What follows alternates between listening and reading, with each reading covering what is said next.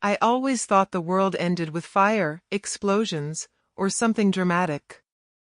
I never imagined it would collapse quietly, inside a boardroom, with the sound of my girlfriend's voice, calm, cold, and steady, cutting through me like a knife. I still remember the morning clearly. I woke up feeling proud. Confident. I stood in front of the mirror, straightening my tie, looking at the man I had worked so hard to become. CEO. Entrepreneur.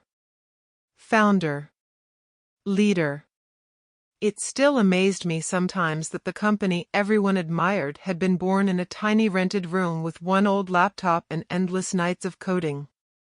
I used to joke that coffee and fear built my empire more than talent. But I believed in what I created. I believed in the people I hired. And most of all, I believed in Mira.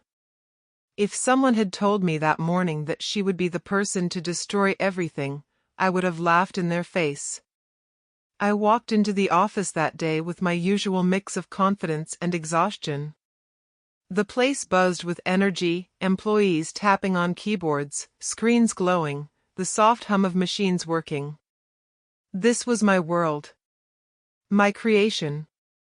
My team. My family. Hannah, my assistant, hurried toward me with her usual nervous smile. "Good morning, sir, Faris. There's a board meeting in 30 minutes. Everyone's already in the conference room." I raised an eyebrow. Everyone?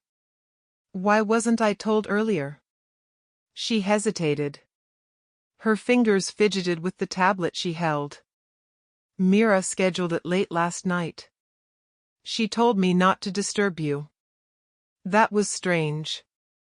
Mira never hid meetings from me. I brushed it off, thinking maybe it was urgent or related to a new investor.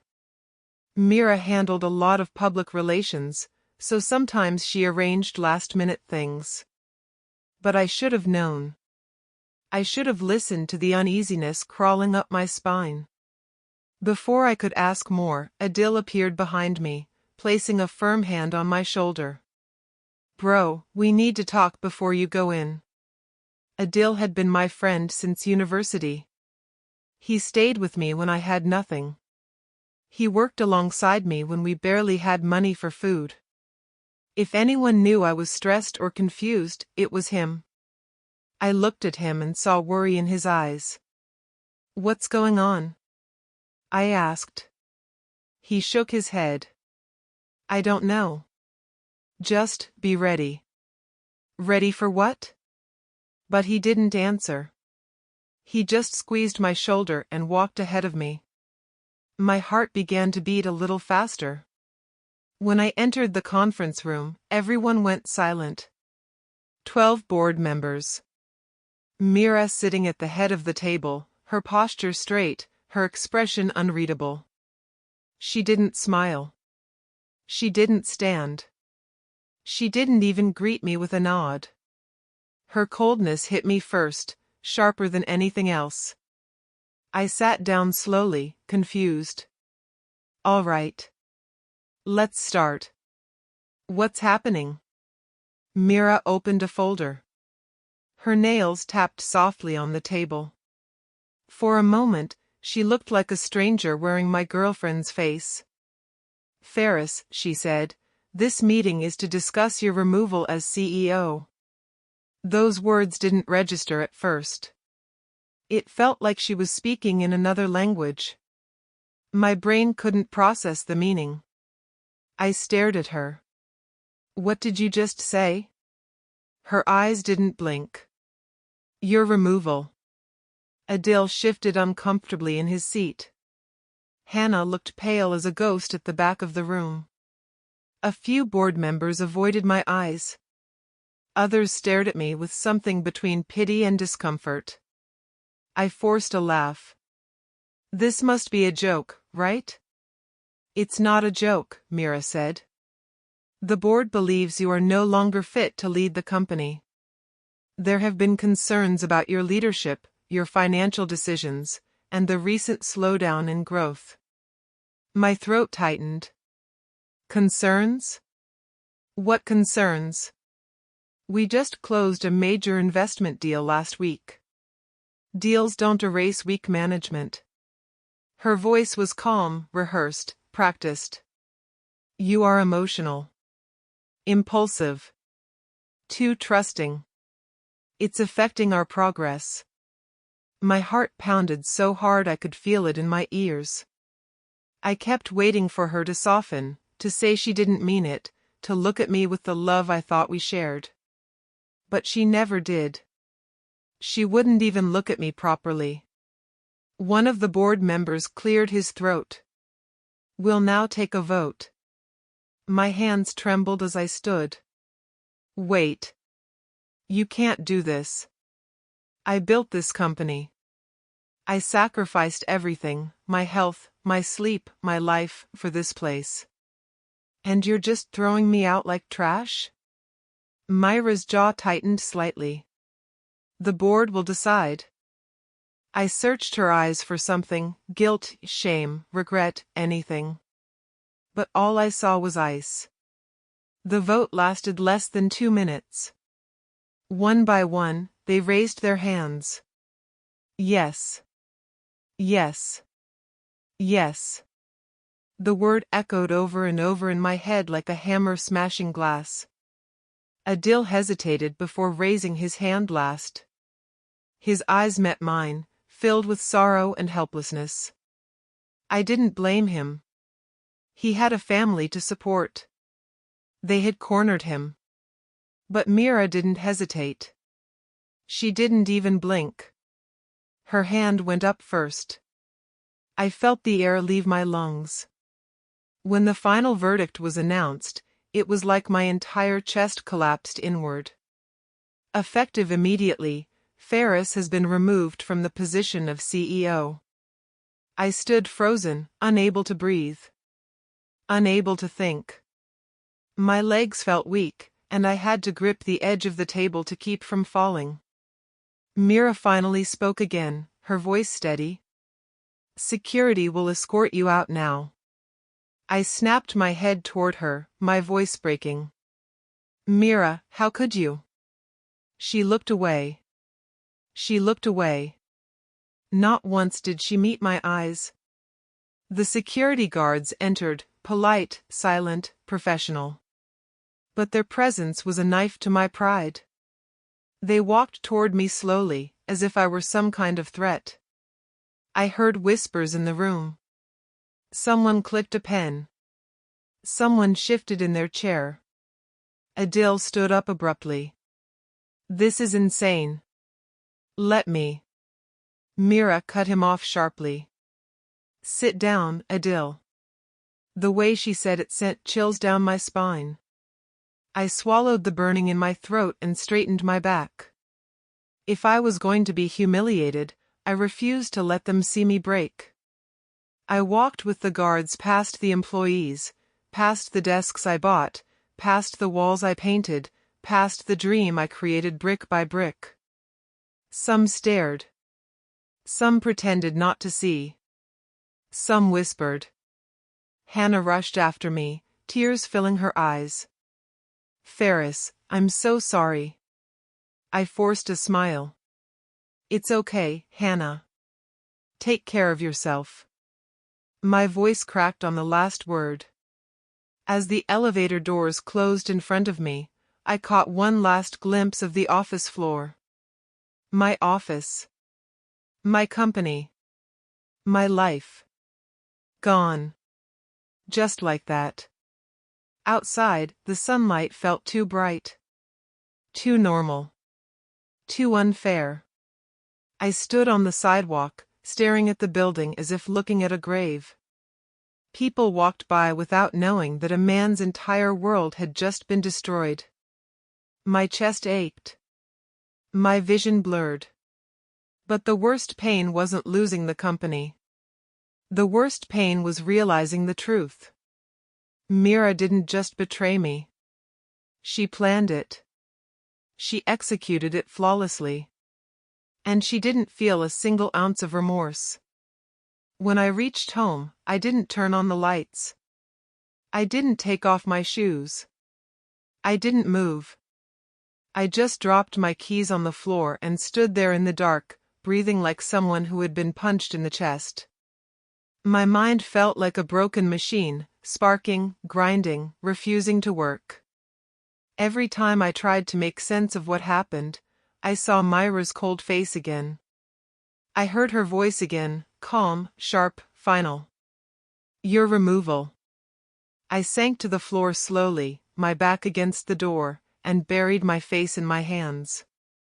I kept telling myself it wasn't real. That it was some nightmare. That I would wake up and go to work and see my team again. But the silence of my apartment made it real.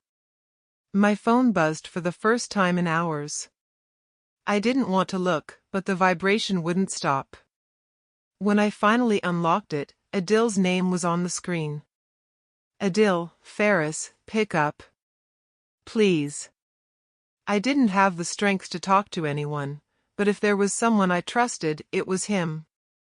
I answered the call, but my voice barely came out. Yeah? He exhaled sharply, like he'd been holding his breath. Bro, I'm sorry. I swear I didn't know she was planning this. I leaned my head back against the wall. You hesitated before raising your hand. I had no choice, he said miserably. They told me last night that if I didn't support it, they'd replace me too. I have a family, man. I understood. I didn't blame him. Not him. It's not your fault, I muttered. He stayed quiet for a few seconds before speaking again. Look, I need you to know something. Mira, she wasn't acting alone. My jaw tightened. What do you mean? There were private meetings with 2 board members. She told them you were unstable, too emotional. She said you hid information. She painted you like a threat to the company. A bitter laugh escaped me.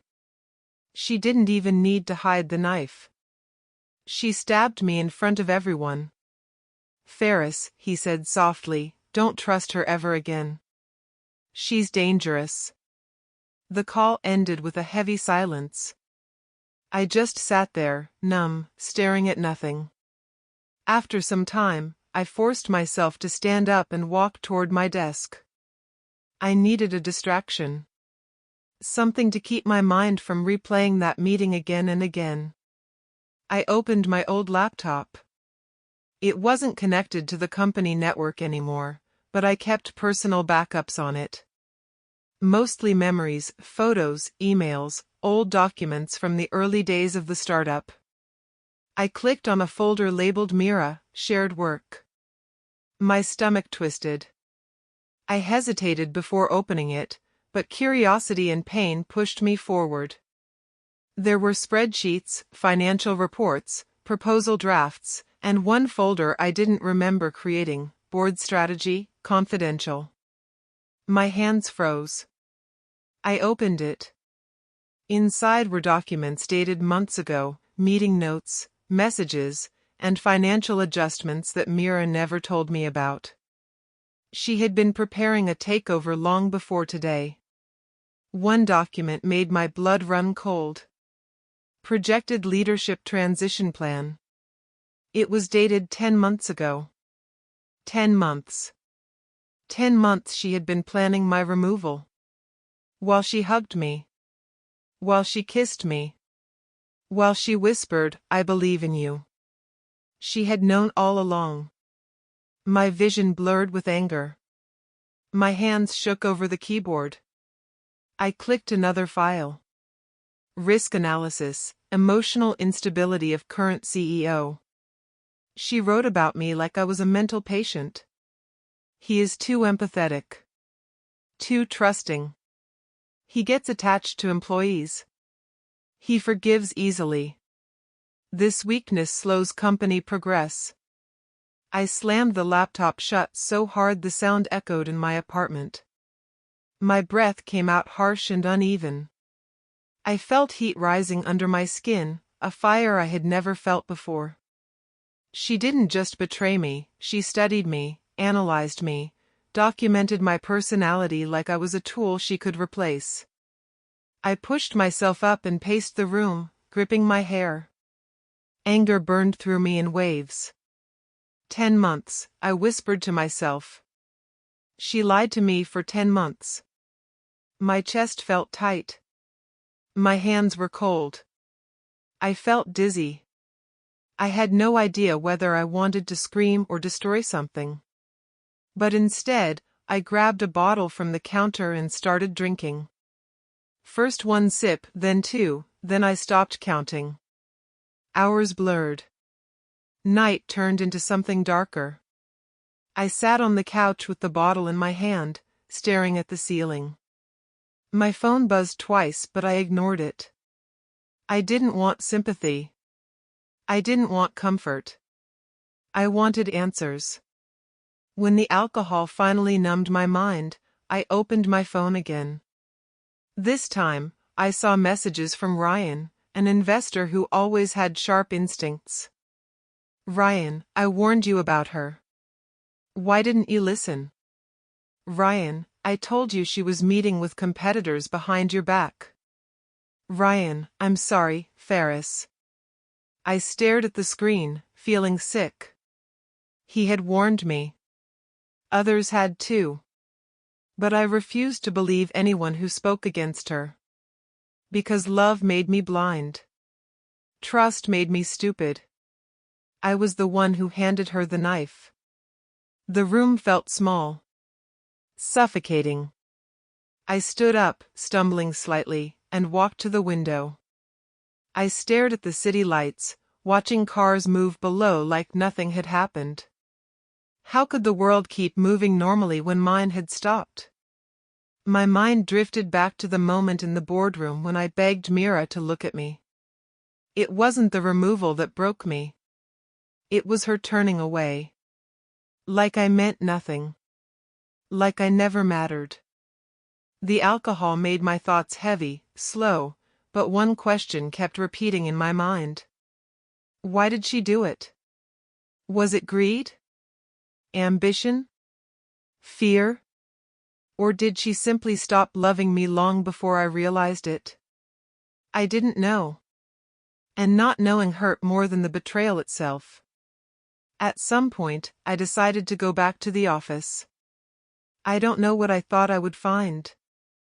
Maybe I wanted closure. Maybe I wanted to confront her. Maybe I wanted to prove to myself that I still existed.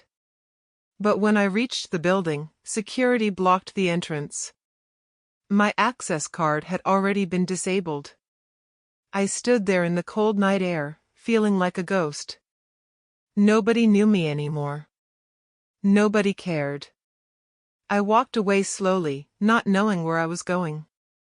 My feet moved on their own, my mind wrapped in the darkness of alcohol and heartbreak.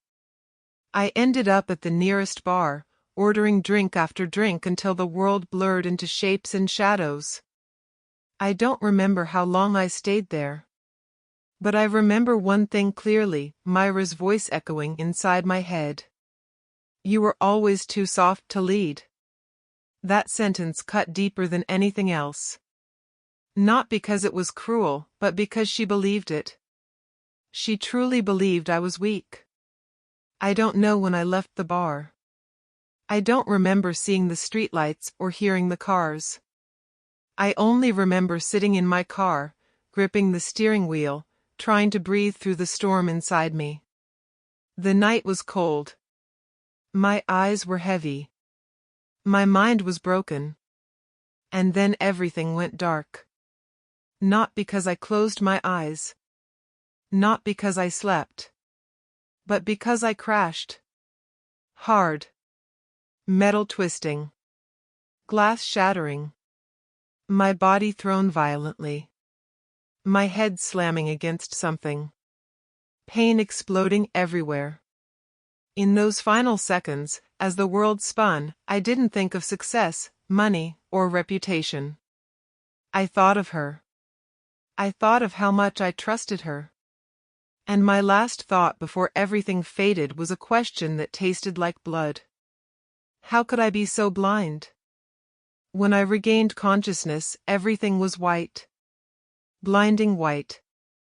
Cold white. Silent white. For a moment, I thought I had died. The world felt too still, too clean, too empty. Then the sharp pain in my ribs reminded me that death would have been kinder.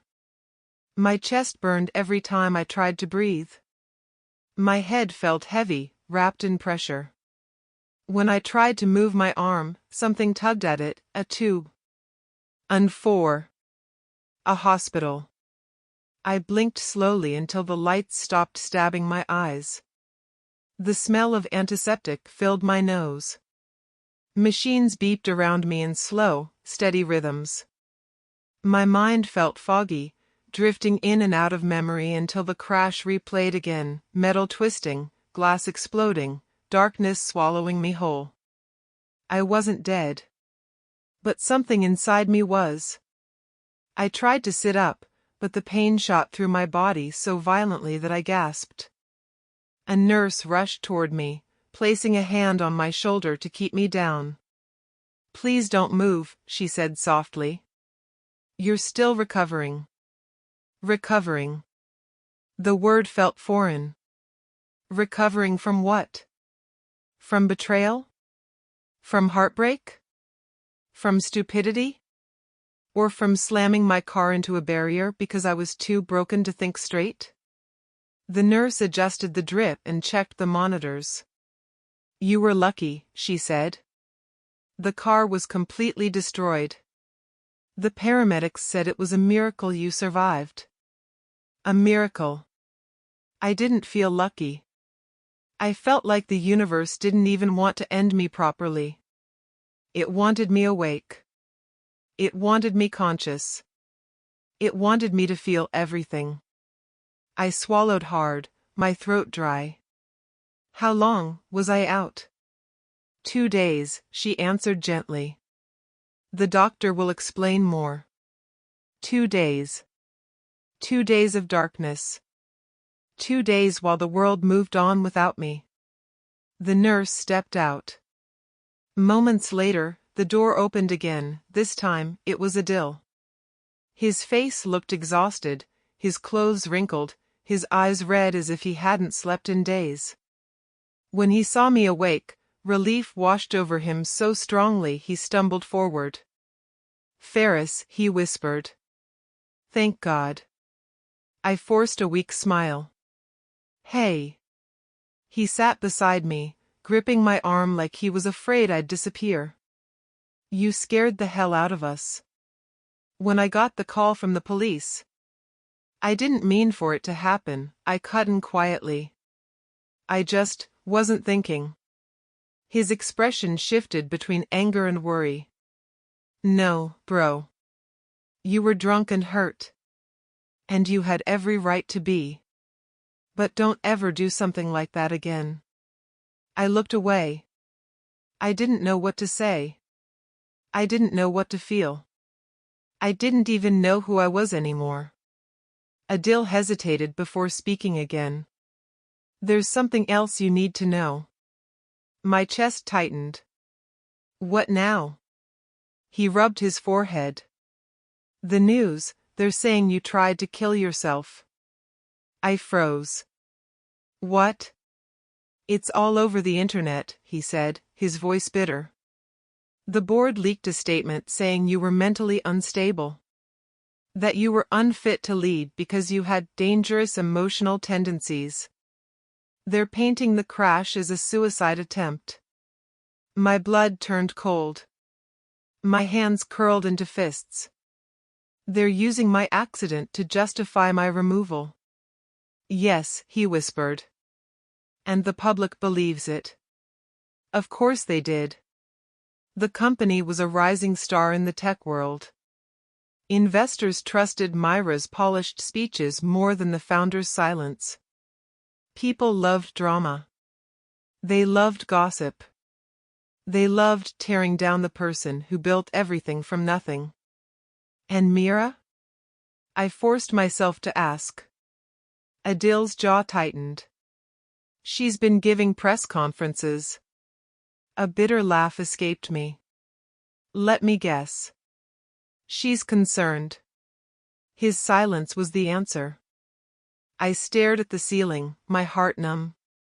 I could almost imagine Mira standing in front of cameras, pretending to be worried, pretending to be sad, pretending to be the strong leader who took control after her unstable boyfriend collapsed. She told everyone that removing you was necessary for the company's future, Adil said quietly. She said she hopes you get the help you need. I closed my eyes. That sentence was the final hit. She didn't just take my company. She took my reputation. She took my dignity. She took my voice. She destroyed me completely. I opened my eyes slowly. Adil, why would she do this? His expression softened. I don't know, bro. But you need to be ready for the truth. What truth? He hesitated, then whispered, she wasn't alone in this. I already knew that. The documents I found proved it. But hearing it from someone else made my stomach twist. Adil lowered his voice. She's been seeing someone else. I stopped breathing. What? In secret. 4 months. He swallowed hard. One of the board members. Kareem. Kareem. The one who always questioned my decisions. The one Mira defended nonstop. The one I once invited to dinner at my home. My fingers went numb. My chest felt hollow and painful at the same time. It wasn't just betrayal, it was humiliation. Personal. Deep. Deliberate. She chose him over you, Adil said, voice shaking. And she used him to take the company. I couldn't speak. I couldn't even think. My mind felt like it was cracking open, every memory of Mira rewriting itself into a lie. The door opened again, and the doctor entered, forcing Adil to step back. He explained my injuries, 2 cracked ribs, a concussion, several bruises. He said I needed rest. He said I needed therapy. He said I needed time. But time was the one thing I didn't want. When the doctor left, Adil leaned in close. Listen to me, Faris. You can start again. You can build something new. You can fight back. I stared at him in silence. Fight back? How do you fight someone who took everything while smiling at you? How do you fight someone you once trusted with your heart? How do you fight someone who isn't afraid to destroy you publicly? I didn't answer him. My body felt heavy, my mind drowning in darkness. Adil sighed and stood. I'll come back in the morning. Try to sleep. When he left, the room filled with silence again. I stared at the ceiling for a long time. My heart felt broken beyond repair. But beneath that pain, beneath the humiliation, something was changing. Something small. Something quiet. Something dangerous. Not anger. Not hatred. Something colder. Resolve. I turned my head slowly and looked at the reflection in the metal panel beside the bed. The man staring back didn't look like me. His eyes were darker.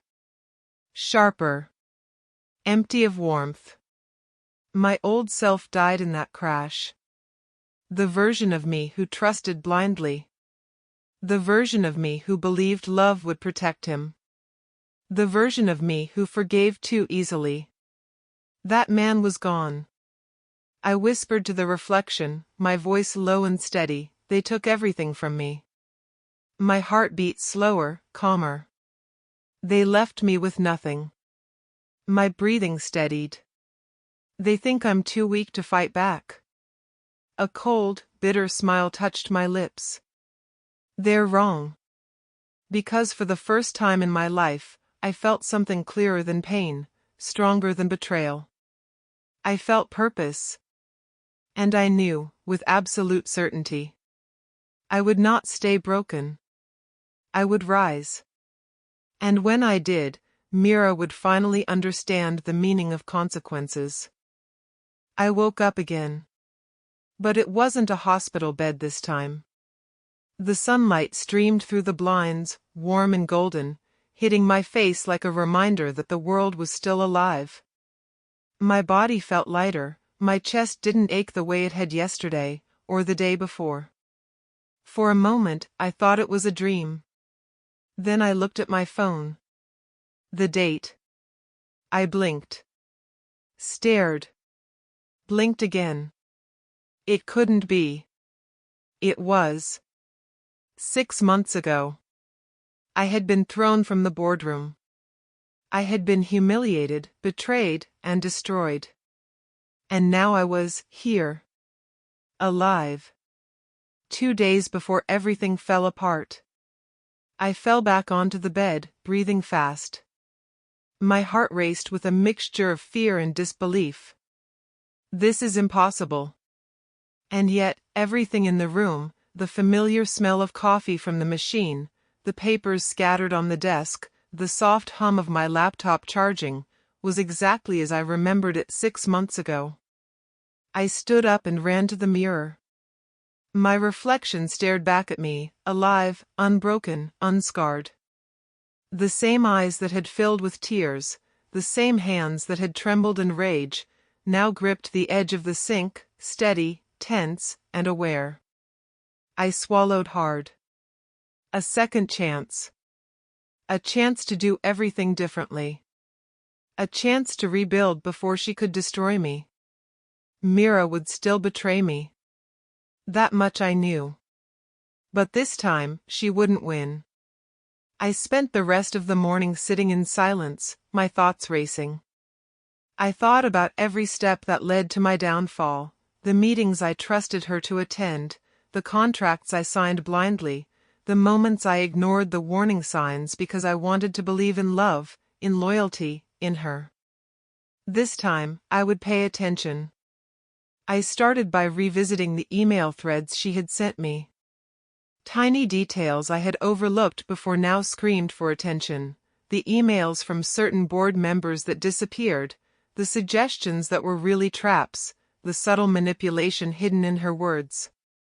I catalogued everything mentally, promising myself I would never ignore these signals again.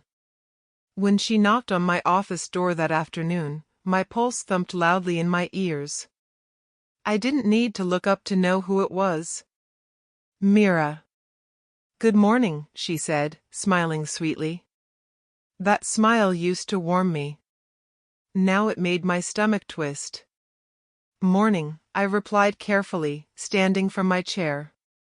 My voice was calm, controlled, and careful not to reveal anything. She stepped in and leaned lightly against the edge of my desk. I thought we should review the financial reports together, she said, her tone soft, as though nothing had ever happened. I nodded, pretending to focus on my laptop. I watched her out of the corner of my eye, memorizing the way she moved, the way she always tilted her head when she lied, the subtle inflection in her voice when she was manipulating people. She leaned closer to point at a spreadsheet. Her perfume hit me, a fragrance I had once loved. Once. Not anymore. I forced a smile. Thanks. I think I can manage it. She raised an eyebrow, suspicious, but didn't push. I could feel her analyzing me, trying to read me like I was her old puzzle. But this time, I was a different man. I wasn't the naive, trusting Faris she once fooled. I was alert. Cold. Calculating. After she left, I leaned back and let out a slow breath. My heartbeat gradually slowed, replaced by a quiet, controlled fire inside me. I knew what I had to do next. I had to rebuild silently, carefully, and with patience. This time, I would create a shield around myself and my company, a network of allies I could trust implicitly. The first person I called was Adil. I found him in his apartment, looking tired but alert. When he answered, I could hear the surprise in his voice. "Faris," he said. I didn't expect." "I'm back," I interrupted. "And this time, we're going to do it my way." I told him to watch Mira closely, to note every move she made with the board, every decision she tried to influence, every ally she tried to pull into her web. We discussed strategies quietly, as if planning a chess match. Because that's exactly what this was. A game of strategy, patience, and timing. Later that week, I revisited the office floor. Everything looked the same, yet it felt different to me. Every corner, every employee, every computer, I saw them in a new light. I observed quietly, noticing who was loyal, who was complacent, and who could be manipulated. I began building a mental map of alliances and vulnerabilities. I also took time to notice the people Mira had hurt in her climb: Hannah, who had stayed loyal to me; Yusuf, an intern she dismissed carelessly; and Aisha, an accountant she intimidated and gaslight. This time, I would protect them. I would reward loyalty and honesty. And most importantly, I would use knowledge. Knowledge had failed me before, now it would become my greatest weapon. Over the next few days, I perfected the art of pretending. I acted as if nothing had changed, laughed with Mira when she joked, complimented her when necessary, and even made small mistakes to keep her confident. I watched her closely. Every smile, every subtle gesture, every eye movement revealed her ambition, her fear of losing control, her arrogance. I also discovered something I hadn't noticed before: Mira underestimated me. Completely. She believed I was too soft, too emotional, too naive to notice the cracks in her plan. That mistake would be her undoing. The night I truly accepted it, I stood alone in my office, the city lights reflecting in the window. My reflection stared back at me. This man wasn't the broken, humiliated CEO she had cast out. He was alert, sharp, patient, and full of purpose. I whispered to myself, "This time, I will not fail. This time, I will rise. And she will learn the meaning of consequences."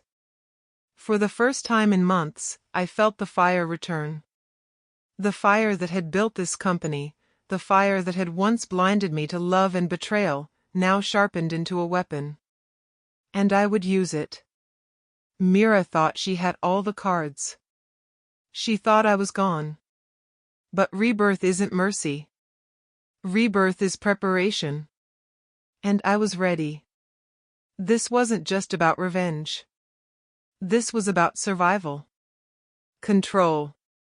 Justice. And this time, I would never let my trust be blind again. The hardest part wasn't anger. It wasn't even hate. The hardest part was pretending I was still the same man Mira thought I was: naive, soft, trusting, while every cell in my body screamed with strategy, with planning, with vengeance simmering just beneath the surface. I spent the first morning reviewing the company's organizational charts, board meeting notes, and every spreadsheet Mira touched. She believed she had made subtle changes in the past 6 months, but in reality, she had left tiny cracks, small opportunities one had overlooked before. Now, I saw them clearly. My first target was board perception. I needed allies before she noticed I had woken up from the trap she had set. I invited Adil for coffee early one morning in a quiet corner of the office. "Listen," I said, leaning forward, voice low. "I want to rebuild quietly. Step by step. We can't rush anything. Mira watches everything. Adil nodded slowly. What's the plan? The plan, I said, is to make her feel she's still in control, while we take it from her, quietly. He blinked. That's cold. I smirked slightly. It's war, Adil. And she started it. Step 1. Identify loyalists and manipulators. I walked the office floor like a ghost, quietly observing. I noticed the subtle hesitations of employees when Mira walked by. The ones who feared her still flinched at her voice, while those she had ignored or intimidated, like Yusuf, the young intern, glanced at me with cautious hope. Hannah, always loyal, gave a tiny nod when our eyes met across the room. That was all the confirmation I needed. Step 2. Rebuilding trust and loyalty. I quietly met with Hannah and Yusuf, congratulating them for small accomplishments and offering subtle encouragement. Mira would notice only when it was too late to act. I gave Yusuf a small project no one thought he could handle, watching him bloom under my attention. Aisha, the accountant Mira had bullied, became an unexpected ally once she realized I remembered the injustice she'd suffered. Step 3. Disarming Mira psychologically. I had learned the hard way that she thrived on underestimating me. I began deliberately making small mistakes in front of her. A missed report, a misread graph, minor errors that would make her overconfident, make her believe I hadn't noticed the cracks she had left in the company. She would try to manipulate me as before, thinking I was still naive. And she did. Within days, she came to my office with a stack of urgent contracts. Her voice was sweet, almost coaxing. Faris, I need you to sign these. They're critical. I glanced at the documents briefly. Nothing looked out of place at first glance. I smiled, pretending to be distracted. Sure, Mira. I'll take care of them. Her eyes flickered, surprised. She hadn't expected compliance. I held the documents, pretending to skim them. But internally, I noted every clause, every detail, every potential weakness. By the end of the week, I had quietly adjusted some contracts and shifted responsibilities to ensure she couldn't make unilateral decisions without oversight. She didn't notice. Step 4. Rebuilding the board's perception. Mira had already convinced a few board members that I was reckless. I began inviting them for one-on-one discussions. Calmly, rationally, I presented ideas for small strategic moves that would benefit the company and them directly. Subtle praise for their work, small adjustments, suggestions that made them look good. By the end of the week, I had quietly secured loyalty, or at least neutrality, from most of the board. Mira's influence was slowly being reduced without her knowing it. Step 5. Internal intelligence. I started noticing the subtle patterns in Mira's behavior, the times she stayed late in the office, the employees she pulled aside for private meetings, the hesitation in her tone when she didn't get her way. I wrote it all down.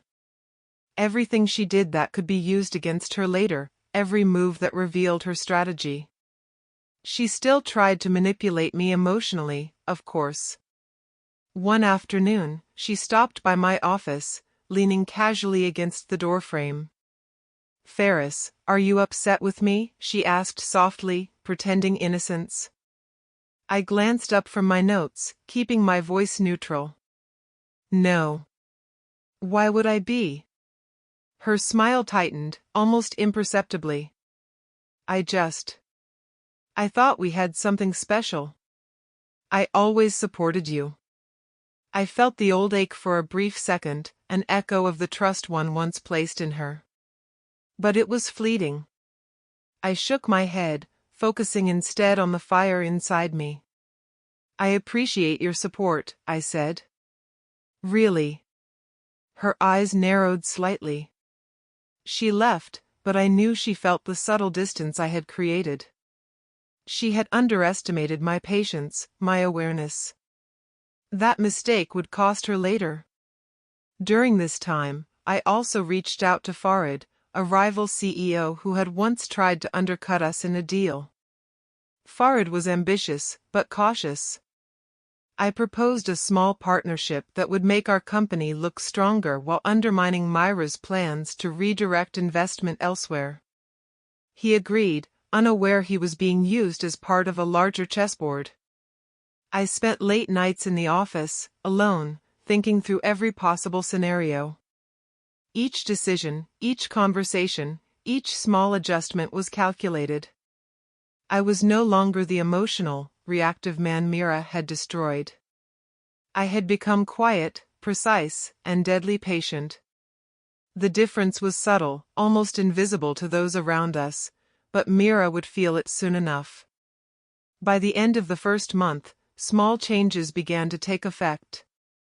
The board's trust in her began to waver subtly. Employees started to speak freely with me, offering insights Mira had thought she controlled. I noticed her growing tension, the tiny lines forming on her forehead as she tried to maintain control. And then, the first real mistake came from her. A minor overreach, a miscalculated demand from the board that I had subtly guided without her knowing. I watched from my office, silent, invisible, letting karma take its first quiet step. I smiled, a small, cold smile. This was only the beginning. The war was no longer theoretical. It had started. And I would win, not with shouting, not with confrontation, but with quiet, precise, relentless strategy. Mira believed she had stolen everything from me. She had no idea that I was already inside her fortress, mapping every wall, every weakness, and every secret. And when the moment came, I would take it all back. I never felt satisfaction like this before. Not the kind that comes quietly, secretly, while everyone else believes you're still weak. The first strike wasn't dramatic. There were no confrontations, no shouting matches, no public humiliation. It was surgical. Precise. Invisible to everyone but me. I began by targeting her overconfidence. Mira thrived on thinking she was untouchable, that every move she made was unseen and flawless. I decided to let her see she was winning, until the moment she realized she wasn't. It started with a financial report she had been handling herself. A few subtle adjustments, almost imperceptible, rerouted critical approvals through channels she didn't control. Nothing that would draw attention in the short term, but enough to create minor delays. Enough to make the board question her decisions without me having to lift a finger. Within days, I started seeing tiny cracks. Emails from board members that had been blindly praising her now contained cautious notes, subtle questions, gentle nudges for clarification. Her once unquestioned authority began to wobble, like a candle flickering in the wind. Then I moved to the employees she tried to intimidate. Hannah, Yusuf, and Aisha had been loyal, but Mira's shadow still hung over them. I called small, informal meetings with them individually. No lectures. No overt manipulation. Just encouragement, recognition, and the promise that their voices mattered. By the time she noticed, it was too late. One afternoon, Mira stormed into my office, a folder clutched in her hand. Her usually calm demeanor had been replaced with tension, impatience. "Faris, what's going on?" she demanded. "I've noticed delays in my department. Approvals aren't coming through fast enough." "Did you?" I looked up from my desk, meeting her gaze evenly. "I don't know what you mean. Everything seems normal to me." Her eyes narrowed. "Don't play games." I smiled faintly. "I'm not." The anger in her expression was subtle but unmistakable. Mira was used to controlling every move around her. She thrived on predictability. And right now, the invisible shifts I had orchestrated were forcing her into uncertainty. Next came the public strike. I arranged for a small investor meeting to review quarterly projections. Mira expected to lead the discussion, to charm the investors, to take credit for the work I had quietly strengthened. But I had prepared differently. I let her present for the first 10 minutes, smiling as she confidently walked through her points. Then I quietly corrected a minor but important error she had overlooked, one that would have reflected poorly on her department. I phrased it carefully, as if it were a question, not a challenge. The investor's eyes shifted to her. Questions came. Details she thought she had controlled were suddenly challenged. Mira tried to recover, but her calm facade cracked. Just a fraction, just enough for me to see the panic flashing in her eyes. After the meeting, she confronted me in the hallway. Her voice was tight, almost pleading. "Why didn't you tell me about the projection errors?" I shrugged, my expression casual. "I thought it was better for you to handle it." Her glare burned into me, but I didn't flinch. She wanted a reaction: fear, panic, guilt. I offered none. Later that day, I met with Adil and Hannah in private. "She's starting to realize things aren't as simple as she thought," I said. "Her control is slipping. We need to keep pressure on, quietly, without her noticing it." Adil nodded. "She's dangerous. If she suspects too soon, she'll try to fight back." "I know," I said. "That's why patience is our weapon." Over the next few weeks, I continued the silent dismantling of her influence. I shifted key responsibilities back under my oversight, re-established channels that she thought she controlled, and rewarded employees who had been coerced or ignored under her leadership. Every small move, every quiet adjustment, weakened her position while leaving her unaware. I also started leaving small hints for her, little mistakes that weren't mistakes, decisions that seemed impulsive but were planned, letting her believe she could manipulate me emotionally. She tried, of course. Mira approached me with a sad, calculated look one morning, claiming she wanted to make things right and work together. I played along. Smiled. Reassured her. But internally, I catalogued every word, every inflection, every subtle tactic she used. She didn't know I was reading her like an open book. The true victory came quietly, almost invisibly. Mira's team started questioning her decisions, employees hesitated before following her instructions, and the board subtly pulled back from her influence. I had orchestrated this without confrontation, without force, without any overt display of power. One evening, after everyone left the office, I sat at my desk, looking over the reports and messages from the week. I realized something: Mira was panicking internally, even if she didn't show it externally. Her arrogance, her pride, the confidence she wielded like armor, it was cracking. And I hadn't even needed to confront her directly. The power had shifted. For the first time, I felt a strange satisfaction, not hatred, not revenge, but the pure, cold joy of watching justice unfold quietly. She had taken everything from me, yes. But now, silently, I was reclaiming control. I leaned back in my chair, staring at the city skyline through my office window. The sun had set, leaving a soft orange glow that reflected in the glass. I allowed myself a small, private smile. This was the beginning of the end for Mira. And I didn't need to speak a single word. Because the first strike had already been delivered. The office was quieter than usual that morning. Too quiet.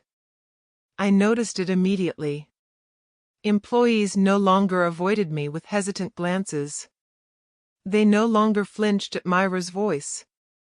Conversations that once whispered around her authority now took place in open spaces, in confident tones. The subtle shift in loyalty I had orchestrated had fully taken root.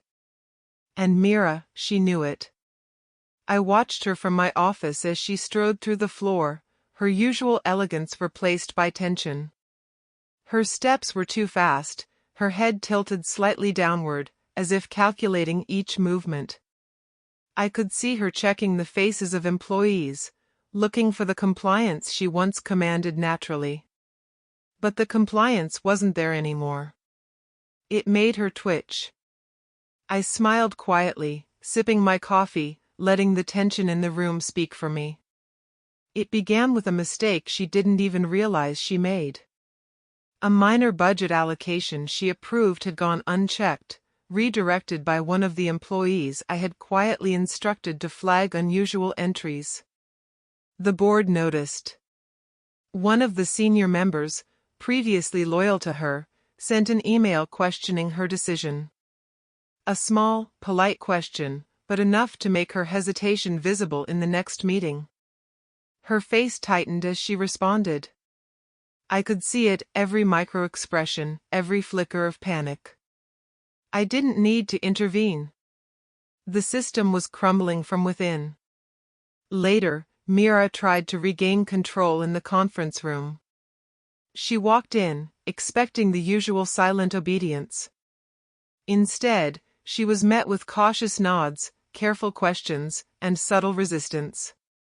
The employees had learned they could voice opinions without repercussions. The board members now challenged her in minor but effective ways. I leaned back in my chair, silent, letting her flounder. Each correction, each question she hesitated over, was a nail in the coffin of her control. After the meeting, I didn't confront her. I didn't need to. She was already unraveling. Mira stormed out, slamming the door in a rare display of visible frustration. A few employees exchanged glances, almost smirking behind her back. I leaned forward, imagining the words forming in her mind. How did this happen? How did he? I let her panic linger for the day. Let her make more mistakes. Let her overreach, trying to fix problems she no longer had the loyalty to solve. By mid-afternoon, the first real confrontation came, not from me, but from the board. A meeting was called, urgent and unplanned. I sat silently, as Mira attempted to present quarterly projections. But the questions that came weren't gentle. They were pointed, precise, exposing flaws in her strategy. The mistakes I had quietly set in motion gave them ammunition. Her face flushed with frustration, her usual poise cracking. I watched her bite her lip, flinch at questions she hadn't anticipated. And the worst part for her, she realized she wasn't in control. Not anymore. When the meeting ended, she stormed into my office, a rare expression of raw anger on her face. Faris, what are you doing? I didn't look up immediately, letting the silence fill the space. I'm managing the company, I said evenly, finally meeting her gaze. Her lips pressed into a thin line. You're undermining me. I raised an eyebrow, calm and deliberate. I'm not undermining you. I'm correcting the mistakes you've already made. The board noticed them before I did. I just ensured they were addressed. Her face paled slightly. This isn't fair. I leaned back, relaxed, letting my words sink in. Fair has nothing to do with it, Mira. Control does. Her hand trembled as she gripped the edge of my desk. I could see the realization dawning. The control she once wielded like armor, the authority she believed was untouchable, was gone. And I hadn't even spoken harshly, hadn't raised my voice. She was crumbling under her own mistakes, her own hubris, her own blind trust in loyalty that had already shifted. The next few days were a flurry of small but precise blows. I allowed her to continue managing certain departments while subtly redirecting key decisions. Every misstep she made, every overreaction, every panic in front of employees and board members, fed into the narrative I had been building quietly. Faris was back. Faris was competent. Faris was the leader she had once discarded. She tried to fight back emotionally. One evening, she cornered me in the hallway, voice trembling with a mix of anger and desperation. "Faris, why are you doing this? We were supposed to be partners. Friends. Loved each other." I looked at her evenly, my expression neutral. "We were partners once. But that's over. I'm not here for friendship or love anymore. I'm here for what's mine." Her face twisted in disbelief. "You can't." I interrupted softly, almost casually. "Watch me." That was all I said. And it was enough. By the end of the week, Mira's influence had dwindled further. Employees openly disagreed with her. The board started bypassing her on decisions. Investors, previously loyal to her charm, now came to me for input. The power she thought was untouchable had slipped through her fingers, like water she couldn't grasp. I didn't gloat. I didn't celebrate. I simply watched, taking careful notes, letting each failure, each moment of hesitation, each crack in her armor, solidify the inevitable. One afternoon, Hannah approached me quietly, a small smile on her face. "She's panicking," she whispered. I nodded, feeling the satisfaction settle deep in my chest. Not hate. Not vengeance. Satisfaction. Calm, precise satisfaction. Mira was no longer untouchable. Mira was no longer queen. She was vulnerable. And I, reborn, patient, and ruthless, was ready to finish what she had started for me, her downfall. By the end of the month, the first whispers began to spread. Mira's decisions were being questioned outside the boardroom. Employees confided in me rather than her. Her once commanding presence was now a shadow of authority. She tried to salvage her image, but the cracks were too deep, and I had carefully placed the first stones that would collapse her empire of control. One quiet evening, I walked past her office. She was alone, reviewing reports furiously, muttering under her breath. Her hands shook slightly. Her composure, her confidence, her aura of invincibility, all gone. I didn't need to say anything. I didn't need to strike or humiliate her. She had destroyed herself, brick by brick, under the weight of mistakes I had orchestrated silently and the consequences of her own greed and betrayal. I paused outside her door, looking at the woman who had once stolen everything from me. I whispered softly, almost to myself. "You thought you were the queen. But every queen falls. And yours is falling quietly, perfectly, irreversibly. Without me lifting a finger." And as I walked back to my office, the city lights reflecting in my eyes, I finally allowed myself a small, cold smile. The first phase was complete. The collapse of the queen was underway. And the war was far from over. The office was quiet that morning, too quiet. Not the calm before the storm, but the calm after the first cracks of collapse. I watched from my office, sipping coffee, as Mira walked through the floor. She moved like a soldier without a purpose, checking faces that no longer feared her, asking questions that no one answered without hesitation. The empire she had thought was hers was dissolving in slow motion, and there was nothing she could do to stop it. The board meeting that day was scheduled to finalize the quarterly budget, a critical meeting Mira had hoped would cement her control. But the room greeted her with something unexpected: respect for someone else. For me. She tried to assert authority as the meeting began. "Let's review the projections," she said, voice tight. Her usual charm, her practiced confidence, all vanished under the scrutiny of the board and employees I had quietly aligned. I sat silently, letting her stumble through numbers she thought she had mastered. Each misstep was subtle, but visible. One of the board members, previously her ally, raised a concern I had planted months earlier. A minor, yet undeniable flaw in her projections. The room shifted uncomfortably. Mira's eyes darted to me, panic flashing briefly, but she forced herself to respond. Her answers were defensive. Hesitant. Contradictory. I didn't interrupt. I didn't need to. The collapse was happening without my involvement, guided by my preparation, my observation, my patience. By mid-meeting, Mira was visibly shaken. Sweat dampened her collar. She attempted to redirect questions, to charm and manipulate, but the room no longer obeyed.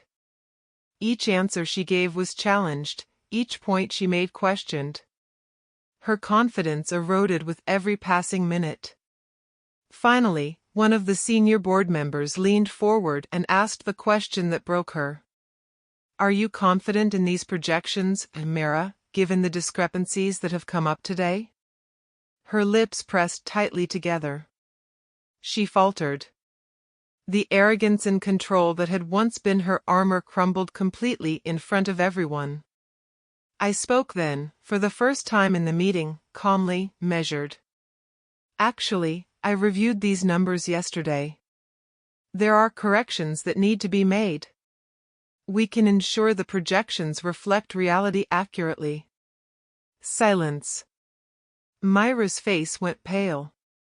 Her voice caught in her throat. She opened her mouth to respond but closed it again, realizing the board had already shifted their attention to me. The whispers, the nods, the subtle glances, they all belonged to me now. The meeting ended shortly after. Mira left without saying a word. Not a single employee followed her gaze, not a single board member deferred to her authority. She was a shadow, a memory of power that no longer existed. I walked through the office slowly after the meeting. Employees glanced at me with quiet respect. Hannah gave a small, knowing smile. Yusuf nodded subtly, pride in his eyes. Aisha whispered thanks as I passed. Mira's presence had always been oppressive, controlling. Now, it was irrelevant. Later that afternoon, I received a message from one of the investors who had previously supported Mira blindly. "Faris, it's clear who the real leader is. We support you." I read it twice before setting the phone down. A subtle victory. A silent acknowledgement. I didn't need applause or recognition.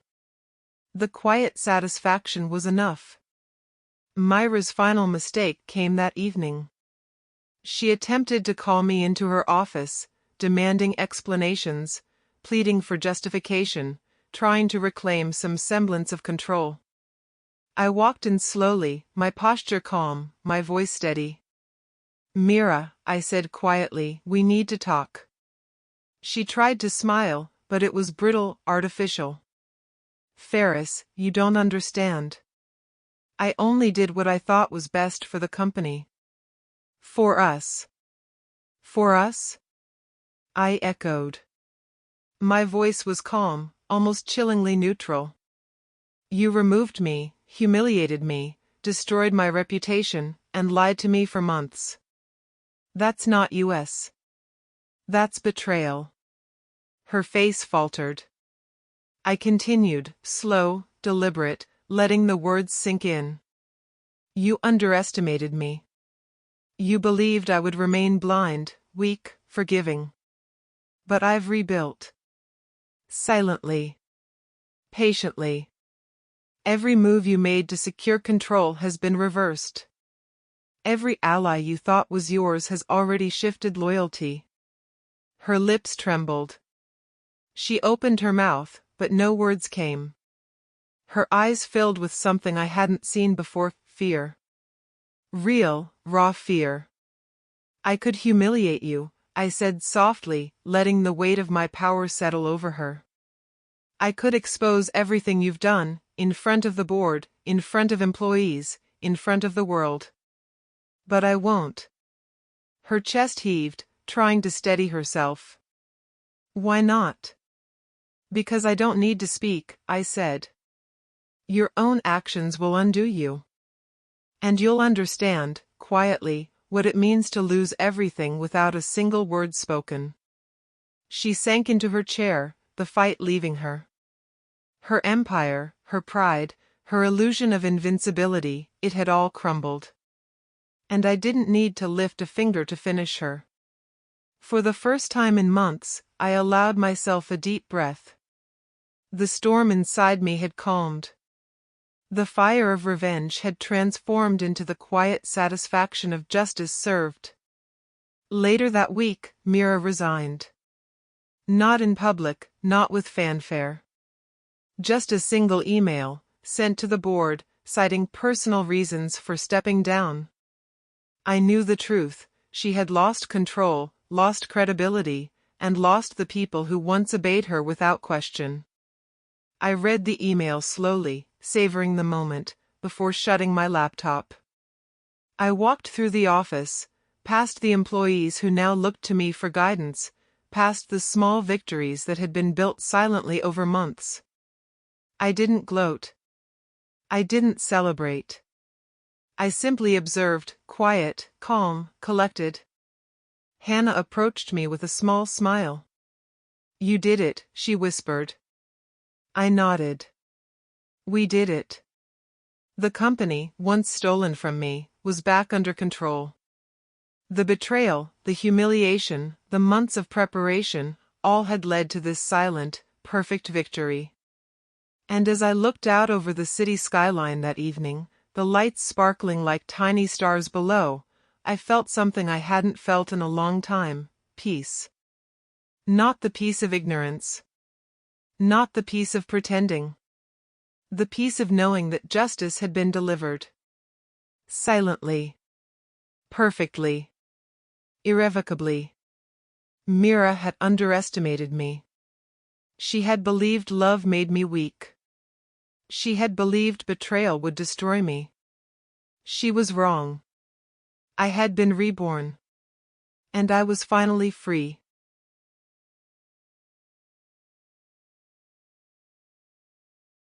The office was quiet, almost too quiet, but this time, the silence didn't feel oppressive. It felt right. Mira was gone. The board was aligned, employees loyal, investors reassured. Everything I had built, protected, and reclaimed was finally under my control. And yet, as I sat at my desk late that evening, the city lights glowing like fire below the window, I realized something. The war was over, but the echoes remained. I thought of Mira, the way she had smiled, the way she had lied, the way she had betrayed me without a second thought. I didn't feel triumph anymore. I didn't feel revenge. I felt detached. Cold, but free. Her shadow no longer haunted me. Her power over me was gone. Adil walked in quietly, holding 2 cups of coffee. He leaned against the doorway, watching me for a moment. You okay? He asked softly. I nodded, taking a slow sip from the cup he handed me. The warmth spread through my hands, but not through my chest. That ache had faded. Better than okay, I said. At peace, even. He frowned slightly. You sure? It's been months of planning, stress, Anne. I held up a hand. I know. But that fire I had, it's gone. Or maybe it's just different now. Controlled. He raised an eyebrow, unconvinced. Controlled fire can still burn. I smiled faintly. Exactly. And now it burns for the right reasons. For months, I had replayed the betrayal over and over in my mind, letting it sharpen me, refine me, harden me. I had allowed the pain to guide every decision, every strategy, every subtle strike against Mira. But now, the reflection that stared back at me in the mirror no longer felt like a victim. It felt like a man reborn. I thought about my employees, the loyal, the brave, the underestimated. Hannah, Yusuf, Isha. Each had believed in me even when I doubted myself. Each had trusted in loyalty and skill, even when fear could have been easier. I owed them not just the company, but a leader they could respect, someone who valued truth over illusion, action over words. And yet, as much as I had reclaimed, I knew I would never be the same. That fire, the betrayal, the heartbreak, the humiliation, had left marks. Subtle, invisible marks, but marks nonetheless. I looked at my reflection in the glass of the window. The man who once trusted blindly, who once believed in love and loyalty without question, was gone. The man who stared back now was measured, deliberate, strategic, patient, and observant. He could trust, but cautiously. He could love, but carefully. He could fight, but without blind rage. I thought of Mira one last time. She had underestimated me. She had believed she could erase me from my own life and company. And yet, without me raising a finger, she had unraveled herself. There was no gloating, no satisfaction in humiliation. Only a quiet acknowledgement, justice had been delivered. Silently. Perfectly. Irrevocably. I stood and walked to the balcony, letting the wind hit my face. The city stretched below, alive, buzzing, indifferent. A fitting reflection of life, relentless, chaotic, but full of opportunity for those ready to act. I allowed myself a deep, steady breath, feeling the weight of the past finally begin to lift. But even as I felt that freedom, a thought lingered: control is never permanent. Power is fragile. Trust is a currency that can always be tested. I thought of the competitors watching us from the sidelines, the board members who had quietly supported me but might falter in the future, the employees who had only just begun to learn the subtle rules of loyalty and consequence. The city was full of shadows. And shadows are dangerous. I turned back inside. The office lights flickered softly, illuminating the clean lines of my desk, the organized chaos of papers, laptops, and plans. Everything was in order. Everything was under control. Adil leaned in once more. So, what now? I smiled faintly, letting my fingers tap lightly against the edge of the desk. Now?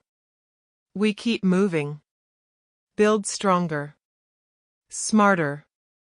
We anticipate, we prepare, we act. The past is gone, but the future is ours to shape. He nodded, though I could see the faint unease in his eyes.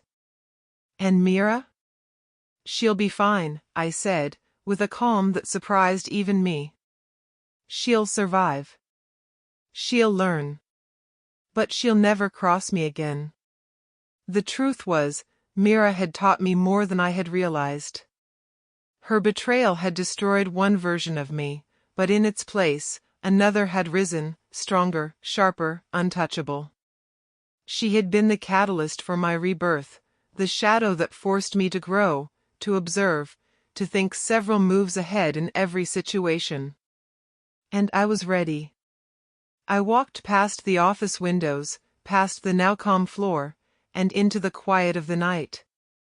Outside, the city shimmered like glass, reflecting the faint lights of ambition, greed, and opportunity.